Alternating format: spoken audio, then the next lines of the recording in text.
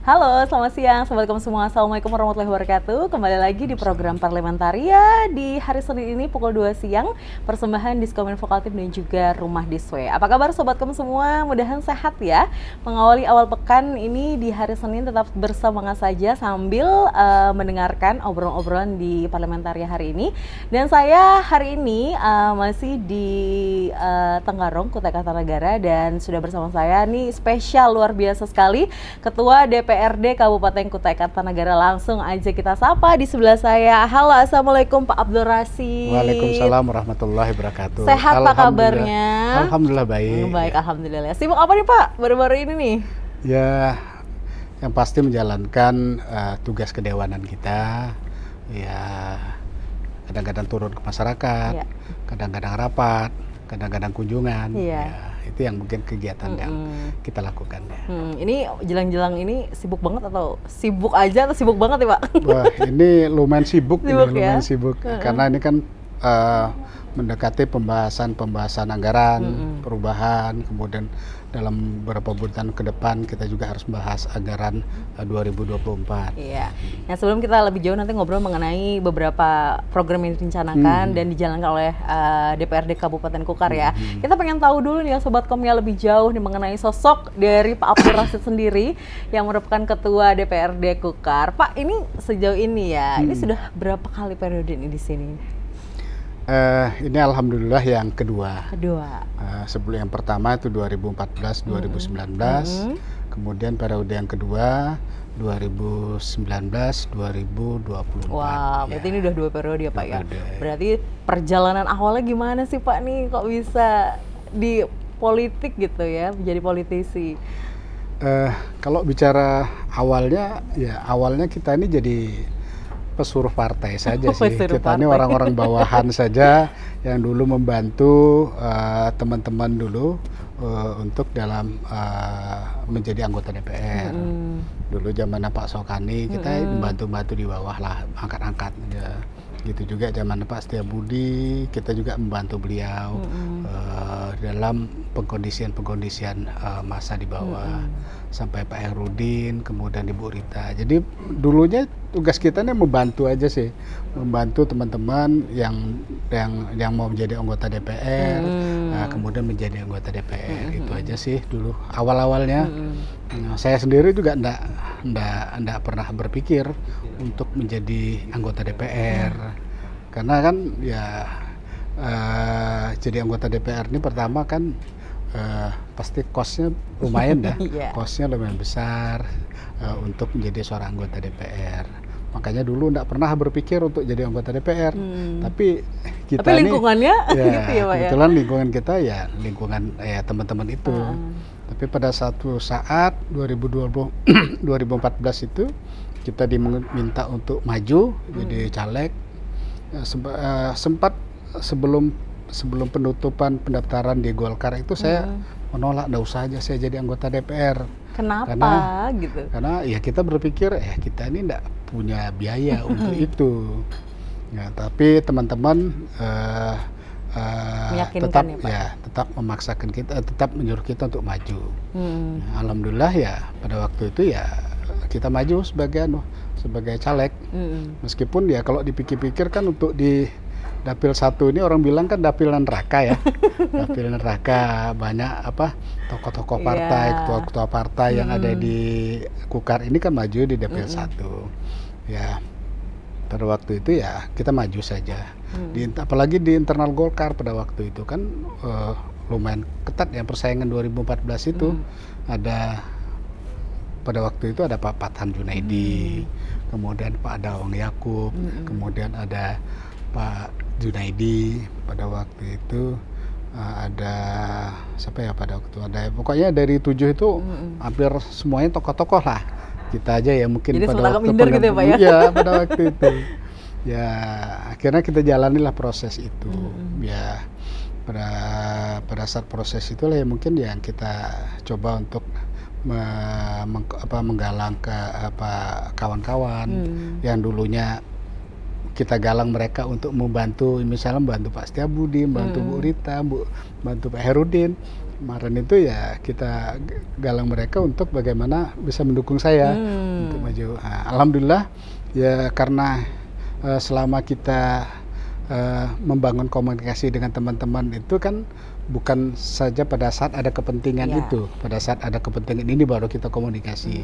Alhamdulillah kemarin ya meskipun tidak ada kegiatan perhelatan politik, tetapi alhamdulillah komunikasi kita baik dengan teman-teman, sehingga ya teman-teman sih merasa dan kita merasa enak dengan kita. Ya teman-teman inilah yang membantu kita kemarin ya sampai kita bisa duduk itu. Wow, luar biasa ya. Jadi ketika sudah resmi ya ibaratnya terjun menjadi politisi, lalu apa yang Bapak rasakan seperti itu? Ya, yang pertama ya sesuatu yang memang yang pertama di luar pemikiran saya lah, di luar pemikiran saya. Artinya kan ya ternyata jalan Allah itu nggak bisa kita duga ya Pak tidak ya? pernah kita duga. Allah itu menentukan jalannya ya sesuai dengan apa yang mungkin dia. Ya kemarin itu sempat saya berpikir ya karena kita pada waktu maju pertama itu kan tidak punya pendanaan yang kuat kan. Tetapi ya alhamdulillah kita ini punya teman-teman yang support ya, kita. Ada yang kadang-kadang yang hal-hal yang tidak pernah kita duga-duga mereka membantu kita. Ya kadang-kadang ada teman, Bang, kita tidak usah mikirkan tempat di TP saya aja yang mikirkan. Kemudian ada yang teman-teman bantu, ada yang bantu 1 juta, ada 2 juta, segala macam. Dan momen itu ya mungkin yang membuat saya ternyata benar apa yang disampaikan orang-orang itu, banyak teman itu banyak rezeki itu saya merasakan sendiri. Begitu besarnya teman-teman yang kita dulu yang tidak merasakan kita ini punya pembiayaan, tetapi dengan banyaknya teman-teman ini ya rezeki itu akan datang dengan sendirinya. Itu sehingga ya saya menjalani proses itu dan saya menjalani proses Pileg 2000 awalnya itu di Pileg 2014 itu dengan tidak ada beban karena saya tidak mau juga proses Pileg itu menjadi beban saya. Saya berpikir ya saya serahkan sajalah prosesnya dengan takdir Allah, ada takdir Allah. Makanya ya saya bilang ngasih tahu teman-teman kalau memang saya ini ditakdirkan untuk jadi anggota DPR, ya, biar siapapun yang mau menghalangi saya tidak akan mungkin. Tidak akan mungkin. Biar kita berusaha, katakan bekerja keras, jungkir balik untuk jadi anggota DPR. Kalau memang takdirnya tidak jadi, tidak akan jadi. Jadi seperti itu. Jadi saya jalani proses itu. Alhamdulillah ya pada saat 2014 itu saya dapat suara 8.430. Saya nomor 2 terbanyak sekukar. Wow. Nomor 2 terbanyak sekukar pada waktu itu. Yang pertama itu almarhum Pak Isnaini 8.900 pada waktu itu. Saya 8.430. Nah, itu. Ya itulah saya merasakan ya ternyata banyak teman, banyak keluarga, banyak kawan itu sangat-sangat membantu kita. Ya, itu pentingnya silaturahmi juga ya Pak. Silaturahmi. Ya. Nah, lalu ketika memutuskan keluarga gimana nih Pak? Ya. Mendukung atau setengah mendukung atau kaget gitu? Ya, keluarga sih mensupport aja, mensupport. Ya. Artinya kan saya memang dari dulu kan ya saya menjalankan segala sesuatu itu ya pasti terkomunikasi dengan keluarga. Karena kan biar bagaimanapun juga ya ujung tombak kita yang pertama itu adalah keluarga. Bagaimana keluarga bisa juga turut serta membantu kita dalam kegiatan-kegiatan apapun. Begitu. Berarti dekat dengan teman dan juga otomatis ketika menjadi politisi lebih dekat dengan masyarakat dong Pak ya? Iya. Lalu biasanya apa sih yang sering dibicarakan gitu, dikeluh kesahkan oleh masyarakat ini? Yang pasti kan ya setelah kita duduk di DPR ya kita harus banyak melihat ke bawah. Jangan melihat ke atas, ya harus banyak melihat ke bawah, bagaimana kondisi di bawah, apa yang dibutuhkan oleh masyarakat kita, ya itu yang memang harus kita perjuangkan. Ya selama ini sih ya kalau kita di Kukar ini kan yang sangat mendasar itu berkaitan dengan infrastruktur yang ada di Tenggarong dan Kutai Kartanegara. Itu yang mungkin yang sering menjadi, kemudian kegiatan sosial ekonomi masyarakat kita Itu yang juga sering menjadi keluhan kita. Bagaimana ya mungkin ya Kutai Kartanegara ini ya kedepannya memang harus masyarakatnya harus berpikiran maju untuk memajukan Kutai Kartanegara. Karena memang ya kalau kita maju di tingkat pendidikan, ekonomi masyarakat kita, ini akan mempercepat proses kemajuan Kutai Kartanegara itu ke depan. Iya, baik. Ini kan juga Pak Ketua sudah 2 periode nih ya, sudah lama sekali ibaratnya. Nah, lalu sepanjang Bapak juga sering sekali bersentuhan langsung dengan masyarakat, ada nggak sih hal-hal yang atau pengalaman yang paling menarik seperti itu, yang ketika pada saat bertemu dengan masyarakat seperti itu? Ya, kadang ya banyak sih, tetapi yang sangat berkesan dengan saya pada saat kita ada kegiatan di Kebang Janggut, kemudian ada beberapa tokoh yang datang ke tempat kita, datang ke saya untuk diskusi, menyampaikan bahwa kondisi di Kebang Janggut pada waktu itu, kondisi narkoba ini sangat-sangat memprihatinkan pada waktu itu, sehingga disampaikan ya tingkat dampaknya kan tingkat kriminalitas itu sangat meninggi, sehingga ya pada waktu itu ya minta disampaikan kepada kita bagaimana untuk menyiasat ini supaya ini jangan terlalu berkembang. Ya memang ya saya secara pribadi merasakan bahwa dampak daripada narkoba ini sangat luar biasa kan. Nah, karena dan ini efeknya bukan apa, efeknya ini pasti akan berdampak kepada generasi muda kita ke depannya. Generasi muda kita ke depannya. Kalau masyarakat kita dibuai dengan hal-hal seperti itu, nanti ini akan mempengaruhi bangsa kita ke depannya. Ya, artinya itu yang sangat berkesan kepada kita.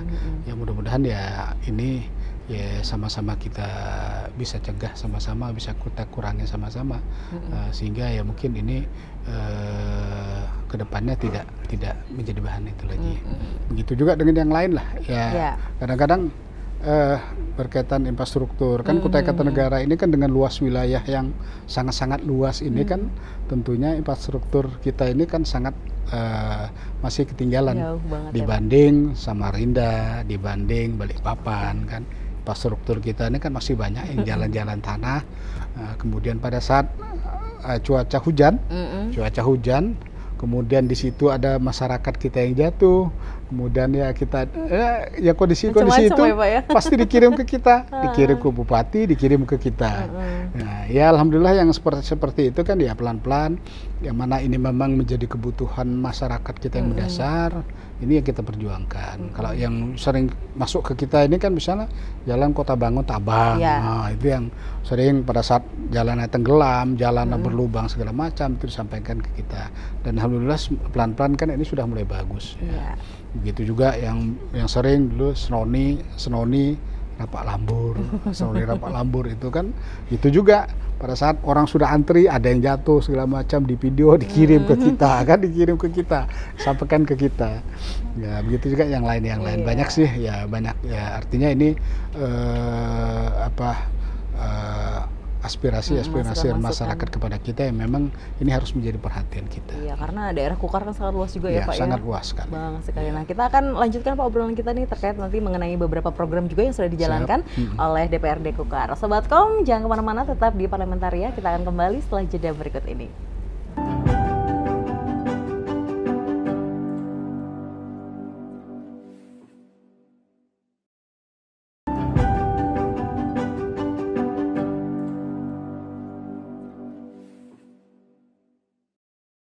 Sobatkom, balik lagi di Parlementaria dan saya juga masih bersama Pak Ketua. Masih ngobrolin seputar, kali ini kita akan ngobrol mengenai beberapa program yang sudah dilaksanakan oleh DPRD Kabupaten Kutai Kartanegara. Nah gimana nih Pak, tadi kita udah ngobrol tentang profil Bapak nih ya, perjalanan Bapak juga dari awal menjadi politisi dan sampai sekarang. Lalu program-program sendiri nih Pak, yang dilakukan DPRD Kabupaten Kukar ini apa yang sudah sepanjang 2023 ini? Atau masih ada yang belum selesai di tahun 2022 kemarin? Ya, berkaitan program kita ini kan kurang lebih ya sama saja lah dengan apa yang dilakukan oleh Bupati. Karena kan pelaksanaannya adalah pemerintah, tetapi kita mengawal dalam proses-prosesnya itu. Artinya di tahun-tahun ya sebagaimana yang saya sampaikan tadi, bahwa memang di Kutai Kartanegara ini karena wilayahnya itu sangat luas, jadi memang yang utama itu bagaimana untuk pembenahan infrastruktur yang ada di Kutai Kartanegara. Ya artinya di tahun ini ya salah satunya mungkin yang kita lanjutkan itu jalan Kota Bangun Tabang, Bangun Tabang, kemudian daerah Seroni yang mungkin yang sebelum Morakaman, kemudian ada juga dari Anggana ke Morabada, kemudian ada daerah Lojanan juga daerah Samboja, banyak lah sebetulnya kegiatan-kegiatan pembangunan yang memang itu sudah kita bahas dengan pemerintah di tahun 2002 kemarin untuk dilaksanakan tahun ini, itu dikerjakan di tahun ini. Itu juga kalau itu infrastruktur, ada juga bangunan misalnya Pasar Tangga Arung, kemudian ada puskesmas di Morabada, itu yang cukup perlu cukup untuk kita laksanakan tahun ini. Iya, kalau selain itu apalagi Pak hal-hal yang kemudian kalau yang lain ya peningkatan sektor pertanian dalam arti luas ya. Karena kita ini kan juga menyambut IKN, tentunya kita Kutai Kartanegara ini tidak mau hanya jadi penonton berkaitan dengan itu. Harapan kita Kutai Kartanegara ini juga terlibat dalam IKN itu sendiri. Nah, makanya dengan ada IKN itu kan pusat pemerintahan akan ada di IKN, kemudian kementerian segala macam akan ada di sana. Nah, ini kan perlu ditunjang dengan sarana pangan yang cukup. Oleh karena itu salah satunya ya peningkatan sektor pertanian dalam arti luas ini yang kita lakukan. Bagaimana peningkatan misalnya produksi pertanian itu harus kita tingkatkan, kemudian yang lain buahnya segala macam, ya kemudian yang lain berkaitan dengan itu.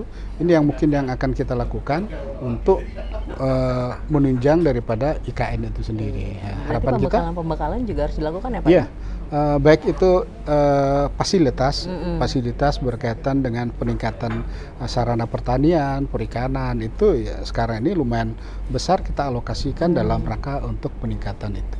Dan alhamdulillah kan Kukar ini termasuk penyumbang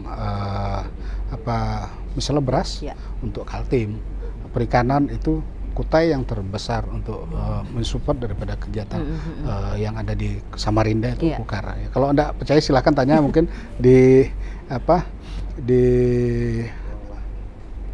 yang di Samarinda itu ya itu Kutai yang penyumbang terbesar sektor perikanan.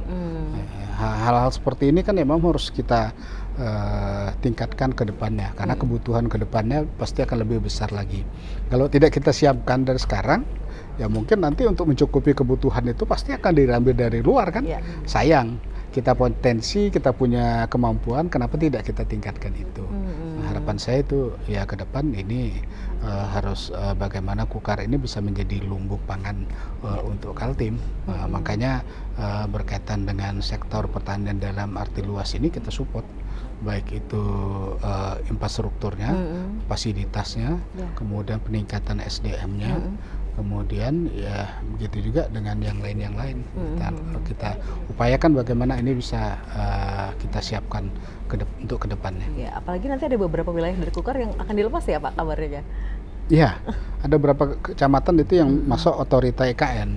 Salah satunya mungkin Samboja Barat, kemudian Samboja, kemudian Muara Jawa, kemudian dan sebagian Lohjana, Lohulu itu sebagian masuk di otorita IKN. Dan itu pasti akan mempengaruhi produksi yang sudah biasa kita dapat gitu ya Pak ya? Pasti akan pengaruh terhadap PAD kita. Mau tidak mau kan kita mikirkan apa antisipasi supaya APBD kita ini tidak terlalu anjlok. Salah satunya ya mungkin sektor pertanian dalam arti luas ini harus kita mantapkan lagi. Lalu untuk berkaitan dengan yang pertanian tadi, sosialisasi juga sudah dilakukan Pak untuk para petani-petani dan juga nelayan-nelayan yang ada di sini? Sudah kita lakukan, insya Allah sudah kita lakukan. Lalu bagaimana feedbacknya gitu dari para petani dan juga nelayan? Ya ini kan sudah mulai kita rasakan. Ya, seperti saya sampaikan tadi, sektor pertanian kita sudah mulai meningkat dengan banyaknya petani-petani kita yang membuka lahan baru, kemudian produksinya juga lumayan meningkat. Begitu juga sektor-sektor yang lain. Nah kalau melihat IKN nih Pak ya, kan Kukar kan menjadi ibaratnya kota penyangga juga. Nah, bagaimana Bapak melihat sendiri ini potensi yang ada di Kukar ini untuk menjadi penyangga IKN nih, gitu? Iya. Terutama di SDM-nya. Makanya karena kita ini masuk wilayah IKN itu sendiri, mau tidak mau ya kita harus mempersiapkan diri kita supaya kita juga terlibat untuk bagaimana bisa mensupport IKN itu sendiri. Ya tentunya ya kita harus memikirkan bagaimana keberadaan kita ini kan lumayan bukan nilai utama kan, tapi penyangga. Bagaimana penyangga ini bisa memberikan efek yang positif bagi IKN itu sendiri. Makanya salah satu ya mungkin berkaitan infrastruktur yang selama ini kalau kita mau ke IKN ini kan muter Lojanan, Samboja kan. Nah, kita berpikiran bagaimana akses IKN itu bisa nyambung ke kita. Salah satunya mungkin bagaimana jalan Jonggon ke Sepaku itu bisa terkonek dengan IKN. Karena ini sangat penting sekali bagi IKN karena daerah kita khususnya Jonggon itu ada SPN, di situ ada SPN kan yang sudah mendidik polisi-polisi baru yang ada di Kalimantan Timur ini. Kemudian di sana juga ada ke depan itu ada Makobrimob. Makobrimob yang cukup yang akan mendukung di Repeda IKN itu sendiri. Kalau sumpahnya harus muter ke Samboja kan jauh. Nah, makanya ini kan perlu akses itu. Nah, di samping akses itu ya mungkin nanti ya di daerah-daerah Jonggon, kemudian Lohkulu segala macam. Bagaimana di situ kita upayakan supaya proses percepatan pembangunannya juga akan lebih cepat di situ. Supaya proses penyambung katakanlah IKN dengan Kutai Kartanegara bisa lebih cepat. Dalam upaya pendukung IKN juga nih ya Pak Kukar. Ada perda-perda apa sih yang sekarang ini sudah digodok? Kalau perda ada beberapa perda yang mungkin yang kita salah satunya mungkin perda RT/RW. Perda RT/RW ini sudah kita sahkan kemarin. Perda RT/RW ini kan menata berkaitan dengan Kutai Kartanegara ini mau tempat produksi di mana, pertanian di mana segala macam itu sudah kita lakukan. Kemarin sudah kita selesaikan perda RT/RW itu supaya untuk penataan pembangunan di Kutai Kartanegara ini biar lebih terarah lagi. Begitu ya. Nah, kemudian apa sih apa yang mau didorong ini ya? Ini berbicara mengenai mungkin dari unsur pimpinan sendiri ataupun dari fraksi nih Pak ya. Apa yang didorong dari unsur pimpinan maupun fraksi terhadap masyarakat Kalimantan Timur nih khususnya? Ya, di setiap momen-momen pertemuan dengan masyarakat, kalau saya secara pribadi sudah menyampaikan kepada masyarakat bagaimana untuk pertama kita meningkatkan SDM kita. SDM kita ini perlu ditingkatkan. Kita banyak-banyak kampus di Kaltim, di Kutai Kartanegara juga ada kampus, ada beberapa kampus. Saya selalu menyampaikan bahwa ya dengan ada IKN ini harus kita termotivasi untuk bagaimana meningkatkan SDM kita itu setinggi-tingginya. Nah, tidak bisa lagi kita berpikir IKN itu kan masih beberapa tahun, kemudian kita santai saja untuk mengejar itu. Tidak bisa lagi seperti itu, karena kalau itu terjadi, ya saya sampaikan bahwa orang-orang luar, orang-orang yang lulusan di kampus-kampus luar, itu siap dengan SDM yang katakanlah sudah mumpuni, lebih unggul dan mumpuni. Kemudian pembiayaannya juga mereka kuat. Pada saat mereka masuk ke sini, mereka sudah siap. Nah, makanya kalau seumpamanya kita tidak memicut supaya kita mengejar ketertinggalan kapasitas kita, diri ya ya, Pak, meningkatkan ya. kemampuan kita untuk bisa katakanlah bisa berperan di KN itu sendiri, kita akan rugi. Iya, Akan rugi. gitu. Makanya ini harus saya sampaikan ya kepada ya mungkin adik-adik mahasiswa di Unikarta, kemudian kepada masyarakat-masyarakat yang mungkin saya bisa sampaikan itu saya sampaikan. Karena kita tidak bisa lagi menunggu supaya kita dilibatkan, tidak bisa. Kita harus mengejar bagaimana kita bisa dilibatkan untuk itu. Baik, luar biasa. Nah, ini kan kita juga akan di tahun depan ini memasuki pesta demokrasi nih Pak ya, pada Februari 2024. Ada nggak hal-hal yang ingin Bapak sampaikan nih, terutama untuk masyarakat Kukar dan juga masyarakat Kalimantan Timur nih, untuk bisa mendukung bagaimana pesta demokrasi nanti bisa berjalan dengan baik gitu? Ya, tahun 2024 ini kan tahunnya politik. Iya. Tahunnya politik, baik itu pileg, pilpres maupun pilkada. Ya, kalau saya menyampaikan kepada masyarakat berkaitan dengan pesta demokrasi ini, masyarakat juga harus cerdas, harus berpikir realistis dalam menentukan pilihan. Baik itu pileg, tentukanlah pileg pada saat kita memilih pileg ini, pilihlah seseorang yang katakanlah yang nanti pada saat terpilih, ini harapannya nanti bisa berjuang untuk kepentingan masyarakat. Ya. Tidak hanya karena ya seseorang ada ini ya, Pak, ya? punya finansial, tetapi tidak ada kemampuan, kemudian itu dipilih. Nanti ya kasihan kita yang akan rugi. Tetapi masyarakat juga harus cerdas memilih, melihat figur, kemampuan yang kira-kira nanti ya pada saat ini dipilih, ya ini bisa berjuang untuk kepentingan masyarakat, untuk kepentingan masyarakat Kutai Kartanegara. Iya. Ya, ini harus dilakukan. Kemudian namanya ya pesta ini tentunya banyak segala kepentingan yang masuk di kita.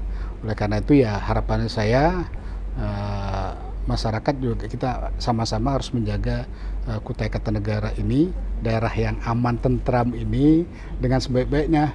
Jangan sampai gara-gara beda pilihan nanti kita tidak berteguran dengan tetangga, kita bermusuhan segala macam. Tidak, jangan sampai seperti itu. Ya silahkan pesta demokrasi ini kita laksanakan benar-benar. Siapa yang mungkin yang kita dukung ya kita dukung. Beda pilihan jangan sampai kita bermusuhan. Iya. Ya jangan sampai ya gara-gara kita tidak sepaham nanti dengan teman sendiri nanti kan tidak berteguran segala macam. Ini sayang. Nah, karena ya jadikan pesta demokrasi ini ya pendewasaan kita lah. Kita mau pesta ini benar-benar pesta yang harapannya ke depan ini melahirkan pemimpin-pemimpin yang bisa memajukan Kutai Kartanegara. Iya benar. Siapapun pilihannya tetap silaturahmi harus terjaga ya Pak ya. Harus tetap. Nanti rencana maju lagi Pak? Insya Allah maju. Masih dari Golkar ya? Masih. Wah, mudah-mudahan sukses terus Pak Ketua. Terima kasih waktunya untuk bincang-bincang kita. Mudah-mudahan apapun rencana yang dilakukan oleh DPRD Kabupaten Kukar ini bisa membawa dampak yang positif sekali ya untuk masyarakat, dan mudah-mudahan kita doakan juga sobat kami semua infrastruktur yang ada di Kukar ini juga bisa terus meningkat ya dan bisa bersaing dengan kota-kota sebelah Kukar. Nah, sampai di sini dulu obrolan kita di Parlementaria bersama Ketua DPRD Kabupaten Kukar, Bapak Abdul Rasid. Mudah-mudahan juga bisa menginspirasi sobatkom semua. Terima kasih, saya Nishita, mohon undur diri. Wassalamualaikum warahmatullahi wabarakatuh. Assalamualaikum warahmatullahi wabarakatuh.